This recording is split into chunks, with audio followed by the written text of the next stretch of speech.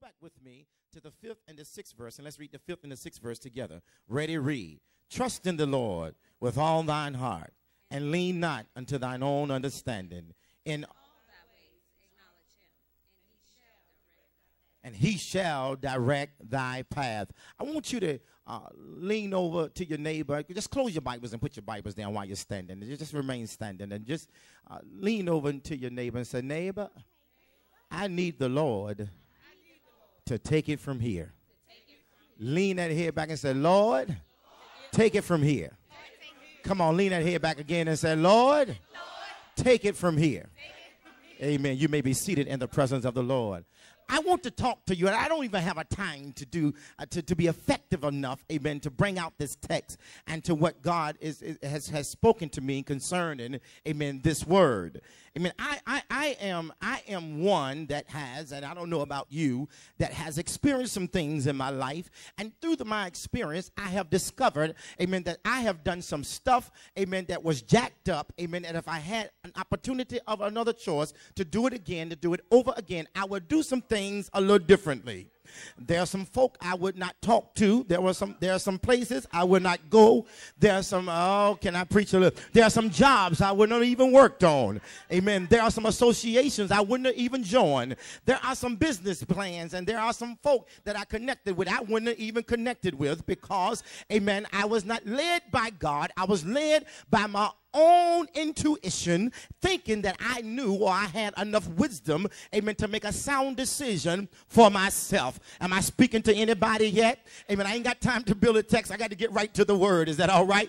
Amen. And it is amazing because I feel that sometimes we think that just because we've been born again, saved, amen, in the church, I think we sometimes think we know what's best for us. When in reality, the only thing that's keeping you and that's watching over you is God's grace and his mercy. Amen. Because if it had not been for the Lord intervening in your life just in time, you would not even be where you are right now. In fact, amen, you are still jacked up in a lot of areas. You still have some issues. You are still making some crazy decisions.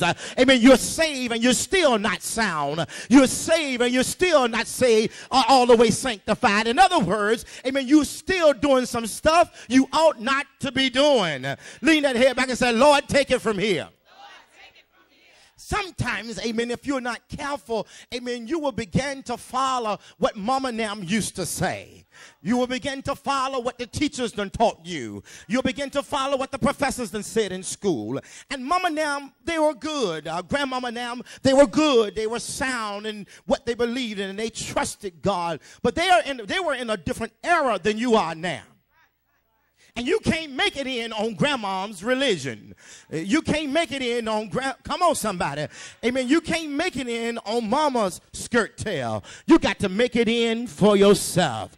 Amen. You can't blame nobody for where you are right now. You can't blame nobody for what you are experiencing. You can't blame nobody for what you went through. If you want to blame anybody, just stand in the mirror and look at yourself. Somebody said, well, they did it to me. Well, if you weren't around them, they wouldn't have been close enough to do it to you. Somebody said, well, they dropped me. Well, if you never let your life get in their hands, they wouldn't have dropped you. Somebody said, well, they did me wrong and they talking about me. They dogging me out. Well, if you keep on listening to what the naysayers got to say about your destiny and your future, you'll always stay in your past.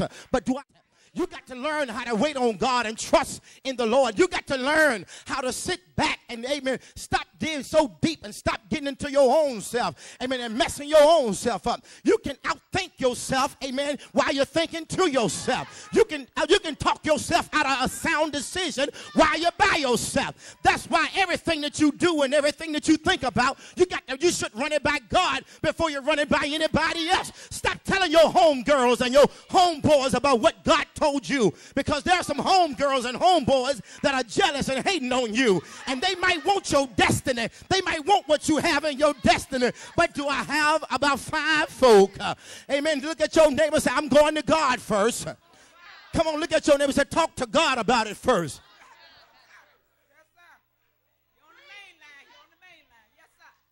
You've got to learn how to stop talking to everybody else.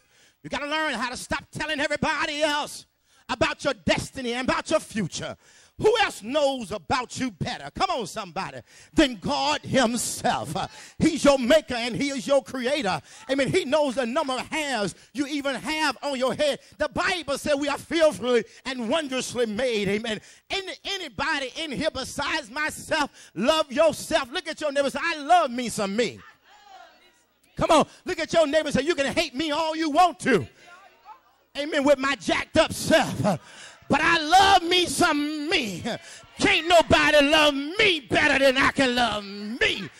Can't nobody do for me better than I can do for myself. That's why I want my own stuff. Don't want to depend on nobody else. Want my own job, my own money. Want my own, y'all ain't hearing me in here. Look at your neighbor and say, neighbor, excuse me.